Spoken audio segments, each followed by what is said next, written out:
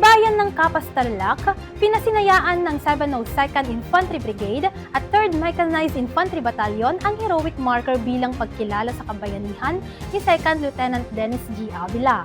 Layunin nitong mapanatili ang alaala at inspirasyon ng kanyang sakripisyo para sa bayan. Narito ang ulat ni Mark Denver Lunan.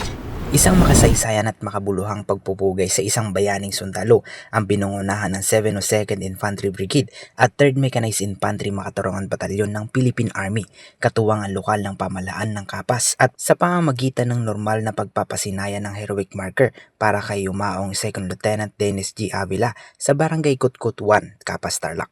Ang aktibidad ay bahagi ng patuloy na pagkilala sa kabayanihan at sakripisyong ipinamalas ni 2nd Lieutenant Avila na nag-alay ng kanyang buhay sa pagtanggol sa bayan noong Marso 2000. Sa kabila ng panganib, ipinakita niya ang sukdulang katapangan, katapatan sa tungkulin at walang pag-iimbot na paglingkod ng mga pagpapahalagang pananatiling huwaran sa hanay ng mga sundalo at mamamayang Pilipino. Pinangunahan ng seremonya ni Brigadier General Ronald M. Bautista kasama ang mga opisyal ng lokal ng pamahalaan sa pangunguna ni Attorney Roseller B. Rodriguez, pamilya ng bayani, mga mista mula sa Philippine Military Academy, mga dating guro, ROTC cadets at mga miyembro ng Youth for Peace.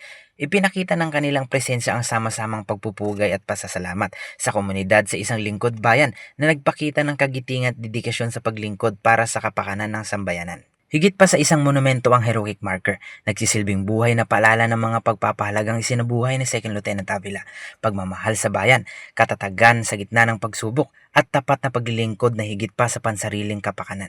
Inaasahang magsisilbi rin itong inspirasyon sa mga kabataan, mga sundalo at sa mga buong komunidad upang patuloy na isabuhay ang diwa ng patriotismo, responsibilidad at malasakit sa bayan. Dito sa 3rd Mech Batalyon sa San Jose Tarlac, ako si Mark Lulunan, ang nyo, pamilyang kaugnay para sa matatag na hukbong katigan ng Pilipinas.